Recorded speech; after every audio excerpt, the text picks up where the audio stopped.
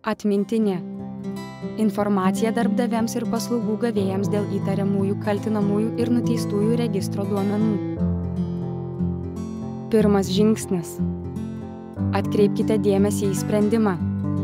Išduodamose įtariamųjų, kaltinamųjų ir nuteistųjų registro pažymose turi būti nurodyta, kad asmuo neteistas, neteista arba pateikta teismo sprendimo informacija ir kita informacija. Antras žingsnis – būtinai patikrinkite pažymos parengimo pagrindą. Informatikos ir ryšių departamento išduodamose įtariamųjų, kaltinamųjų ir nuteistųjų registro pažymose visada turi būti nurodytas pažymos parengimo pagrindas.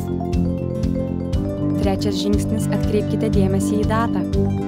Atkreipkite dėmesį, kurios datos duomenimis yra parengtas sprendimas. Data turėtų būti kuo artimesnė einamosios dienos datai. Ketvirtas žingsnis – pasitikrinkite, ar pažyma pasirašyta. Pažyma gali būti pasirašyta elektroniniu parašu arba fiziniu parašu ir antspauduota.